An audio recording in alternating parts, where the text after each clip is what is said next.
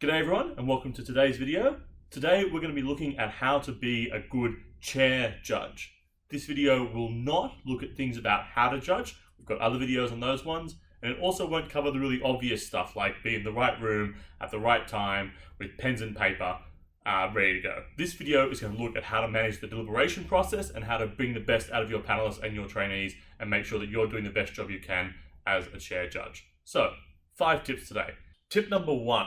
You need to have a clear structure to how you manage that deliberation. This is crucial because you'll only have 15 or so minutes or some other arbitrarily determined amount of time to do your deliberation, and you need to stick to that so the tournament runs on time. And we are being strict on this. We do not want delays at Easters, and no tournaments want delays either, so this is applicable across many. So, 15 minutes of maximum deliberation. I think you should follow this standard procedure as a chair to make sure you get the most out of that time. The first thing you want to do is enable like 2, 3, maybe 4 minutes for individual deliberation, so the whole panel can individually come to their decision without talking. Step 2, you then want to get everybody in the panel to outline, to say what their call is. So no reasoning at this point, just say, gave it to Af, gave it to Neg. Judges have different approaches then. Some chairs like to reveal their call straight away. I'm one of the chairs that likes to keep my call secret and see what happens in the deliberation. Both of those are relevant strategies depending on what happens in the debate. But you should always give your call last and get the rest of the people to go first. What happens with those calls then determines how the rest of that deliberation will go.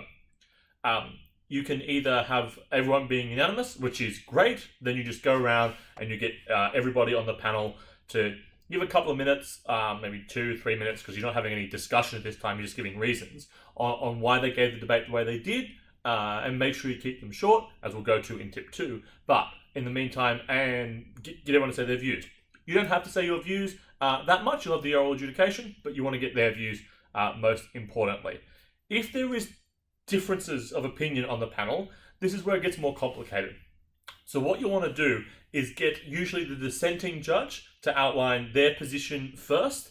Again, for not in like an 8-minute OA, but a small amount of time, and then have the other panelist who has a dissenting viewpoint to sort of explain theirs, and hopefully that will start countering that viewpoint. And from that discussion and from your own perspective on the debate, you can start identifying, all right, where are the questions of the debate here? Where is the decision falling on? What do I need to focus the discussion on? Like, is it about this issue? Is it about that rebuttal? Is it about this missing piece here? And you can start to guide the discussion from there. The important thing to do while you're doing all of this is put on a timer and time that deliberation to make sure that you are not falling behind and you're progressing at a good pace. So tip 1, clear structure to that deliberation to make sure everything gets done. Tip number 2. Your job is also to keep order in that deliberation, in the same way you keep order in a debate. So set boundaries and set time limits and on who can speak and when they can speak. And again, use your timer for this. So I think you want to say to a panelist, all right, you've all given your initial calls. Panelist 1, why don't you take 90 seconds, 2 minutes, whatever the time frame is, to explain your decision, what were the issues and why did you decide it that way? And then feel free to cut them off. And it's far easier to cut someone off if you've given them a time limit and they've exceeded it, rather than it just seeming like you're arbitrarily or randomly cutting people off at different points. You should also feel free and feel empowered to move the conversation around. So if a panelist isn't speaking, ask them for input. To make sure that people aren't being spoken over and stop loud voices from dominating that discussion. You are the chair, so take power and confidence in the fact the Adjudication Core has made you chair in your capacity to run that room. So make sure all the people are included and use time limits and boundaries to make sure that happens. The rules about keeping order also don't apply just to your panelists or just to your trainees.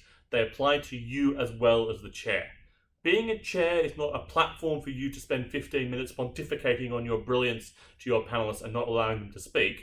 You should sometimes speak the least amount of anyone on that panel during deliberation, because your job is to try and reach a consensus amongst everyone and give the opportunity to the panelists and the trainees to explain their call so they can get feedback and they can maybe get promoted. You have the oral adjudication where you can have your 7 minutes of glory to explain your decision.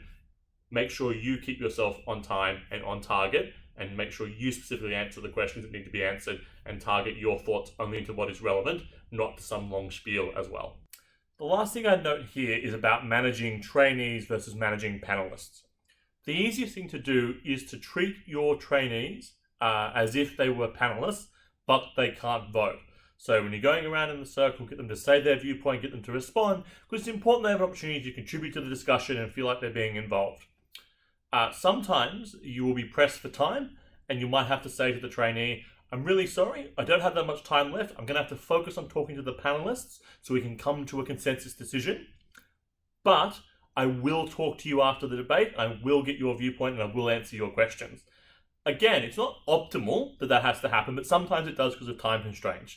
The important thing there is you being honest about it and you're letting the trainee know that you will talk to them afterwards, because their development is important, and even if their viewpoint can't be counted as a vote, it is still important to be heard. Tip 3. During that deliberation, if you're trying to, if you've maybe got a different call from other people and you're trying to reach a consensus, ask lots of questions. Try and get the other panelists to explain their call. If they're not doing it very well, or they're not being very clear, or you just don't quite understand them, drill down. Ask questions. Well, why did you think that?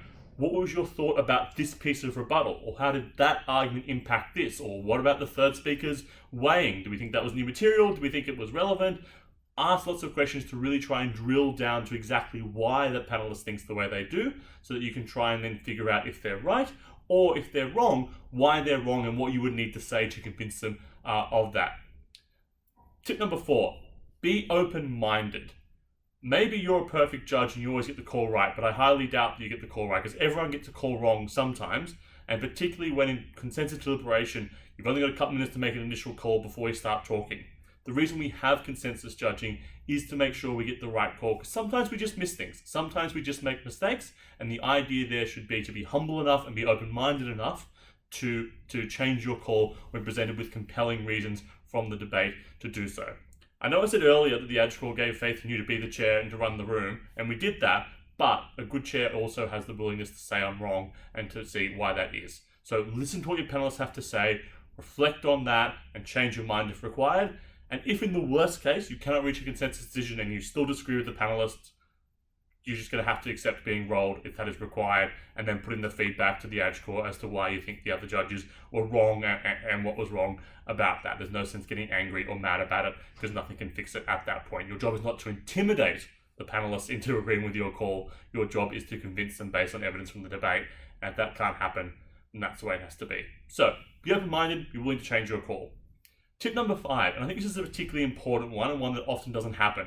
Your role as chair is also to give feedback to the panelists, and particularly the trainee, if they ask for it. And especially with trainees, you should try and offer it as well, in the same way you would offer feedback to debaters after their speeches.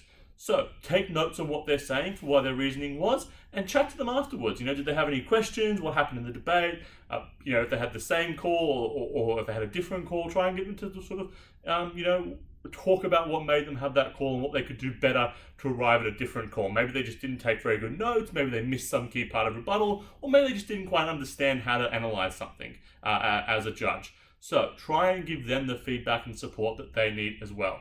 I know as a chair that means a lot of feedback to give. You've got all the debaters and you've got all the trainees as well.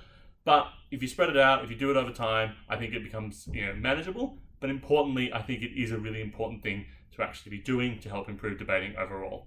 And there you have it. My 5 tips for being a good chair. Clear structure to deliberation, giving order in deliberation, asking lots of questions of your panels, being open-minded, and giving feedback to your panelists and your trainees. Best of luck to all the judges at Easter's 2021.